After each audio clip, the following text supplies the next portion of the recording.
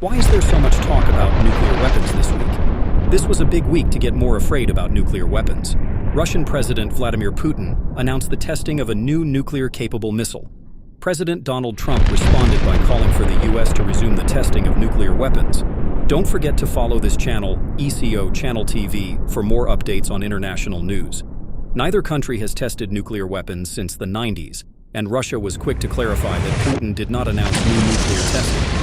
During a trip to Asia, Trump did not meet with North Korean dictator Kim Jong Un, who has rejected demands that his country denuclearize. North Korea is one potential villain in a fictional movie about nuclear war on Netflix, Kathryn Bigelow's House of Dynamite.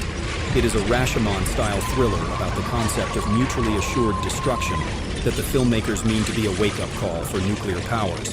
The Pentagon felt the need to draw up a memo responding to the film's depiction of U.S. missile defense systems as inherently flawed. Like trying to hit a bullet with a bullet is the line repeated throughout the movie.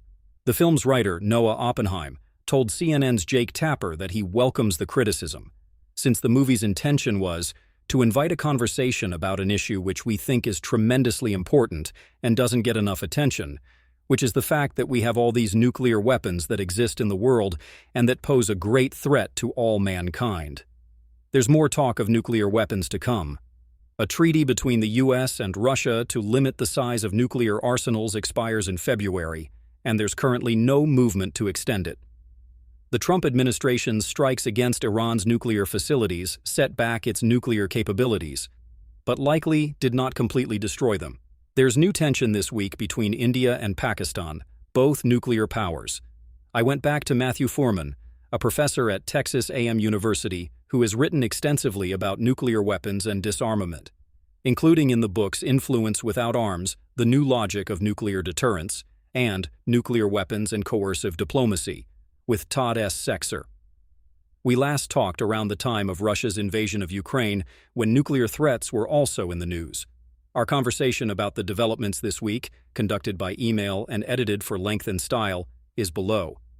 What do Putin and Trump mean by nuclear test? Wolf. Both Trump and Putin referred to nuclear tests this week, but neither the U.S. nor Russia is supposed to have tested nuclear weapons since the 90s. What did you make of Russia's test and the U.S. response?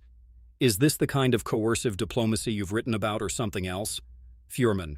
It's firstly important to clarify what we mean by a nuclear test. Russia has tested missiles capable of delivering nuclear weapons, but in the traditional sense, a nuclear test is a denotation of a nuclear explosive device. Think of the July 1945 Trinity test in the New Mexico desert that you may have seen depicted in the 2023 film Oppenheimer. Although after the signing of the Limited Test Ban Treaty in 1963, most nuclear explosive tests were done underground rather than in the atmosphere. This is not what Russia has done, and I don't believe this is what the U.S. is threatening to resume either. There are two main reasons why countries test military technologies. The first is to see whether a weapon works as designed. The second is to send a political message to other countries. I think there's a certain amount of signaling attached to Russia's recent missile tests. Although it's difficult to decipher Moscow's intentions, in testing these technologies, the Kremlin may be implicitly saying to the United States and NATO, "Back off in Ukraine. Look what we might do if you continue to interfere." More worried about a nuclear crisis today than 4 years ago. Wolf.